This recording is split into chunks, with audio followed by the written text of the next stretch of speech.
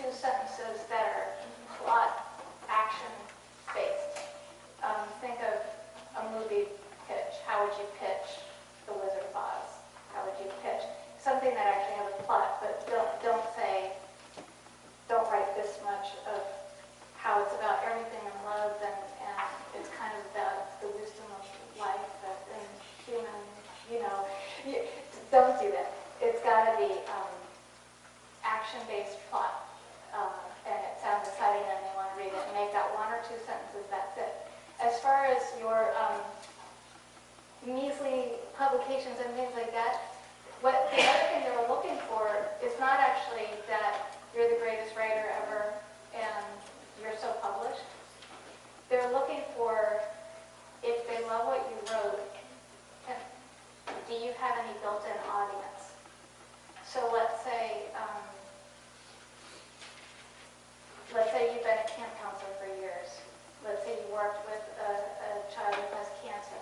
Let's say anything that's even remotely in your the manuscript that you're submitting that shows I'm tapped into an audience that would be interested in this book. That's actually what they're interested in. Because when you write that you were published in the New Yorker and the Paris Review and stuff, and just you will make it before you're published in the New Yorker. You all have published books before you get your short story in the New Yorker. So don't beat yourself up if you don't get those big, 10-ounce magazines and stuff like that. But all they want to know is, are we starting from scratch with this person, or do they have any audience? Are you a DJ at your college?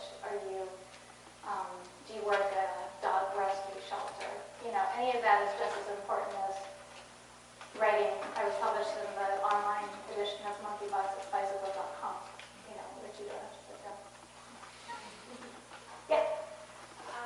As for, starting a novel, because it just seems so daunting and intimidating, and I find myself psyching myself out before I even write the first sentence. Oh, look this up, oh, it needs so many symbols, oh, it needs this and that, and you never even get anything down.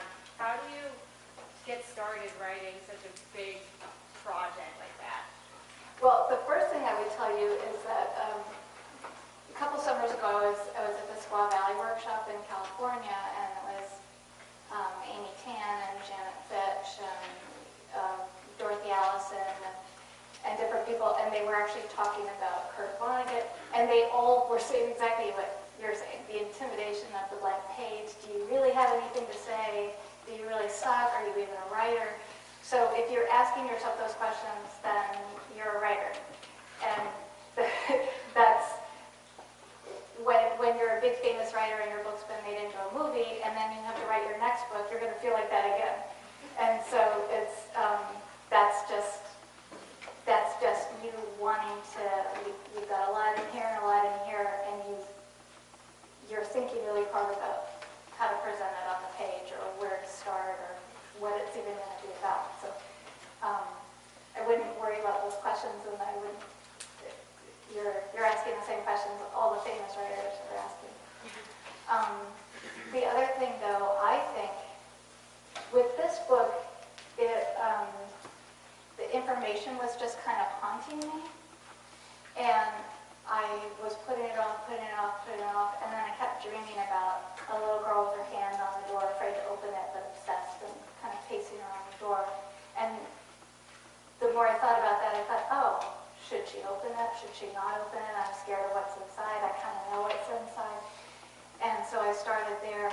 With the book I'm working on now, I'm actually starting with that 1 to 2 sentence pitch first, because I realize how important that's been in the process. So I actually spent months coming up with my 2 sentences, thinking of all the things I was interested in and kind of hoped to write about, and tried to come up with an action plot or a question that I wanted to go on a quest and figure out what my answer was, and I wasn't sure what my answer was.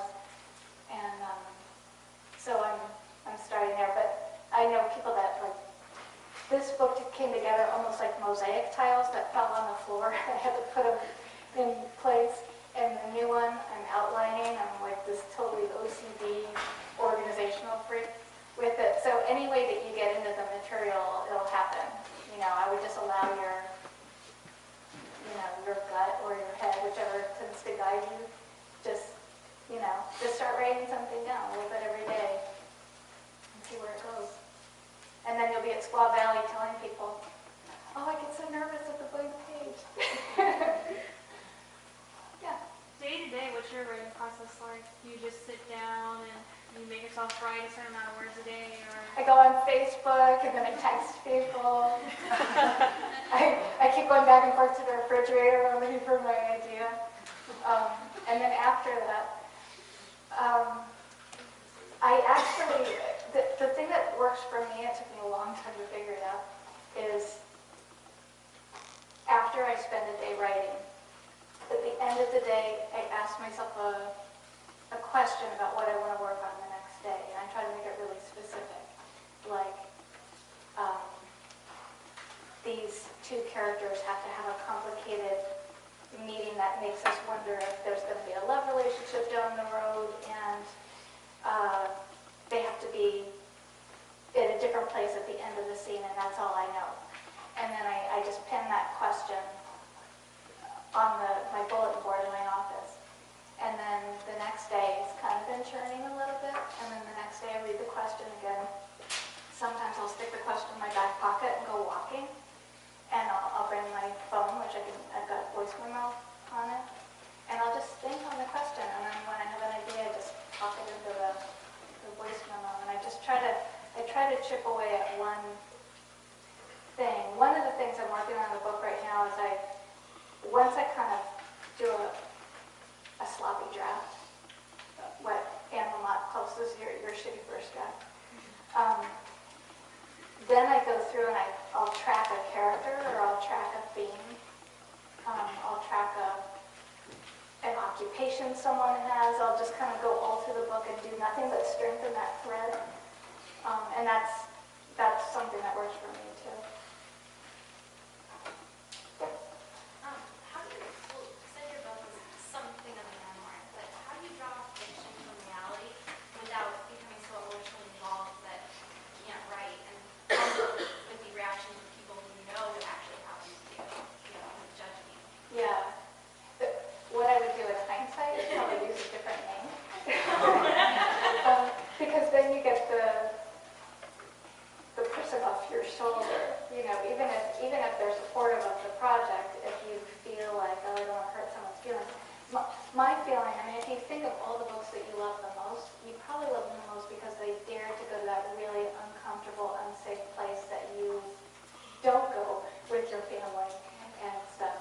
And so, whatever you need to do, if it's coming up with a pen name or something, to get that self-editing out of there, so you can go really write some risky, courageous stuff.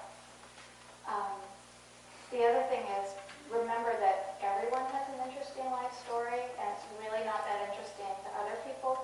So you have to think like a writer. You have to think like movies that you like and stuff. Like, what urgent thing sets off a chain of events where something's in conflict, and let's say two people want the same thing, and there's all these obstacles to getting it, and why do they want that thing so badly, and why does the other person want that thing so badly?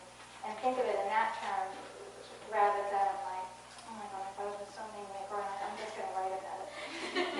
Because it's harder to make that interesting. You have to think like a writer, even if you're totally pulling from your own ideas. Looking for a person. Yeah. I had like a two-part question.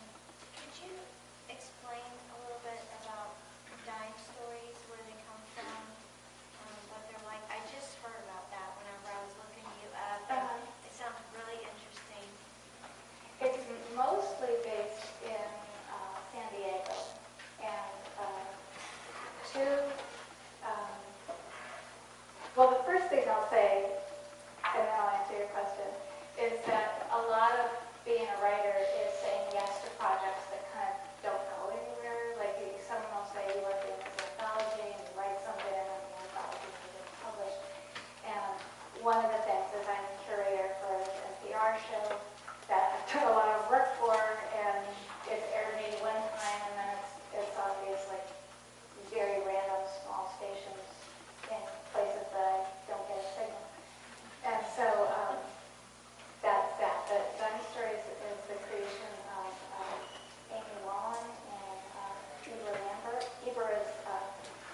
watch American Idol,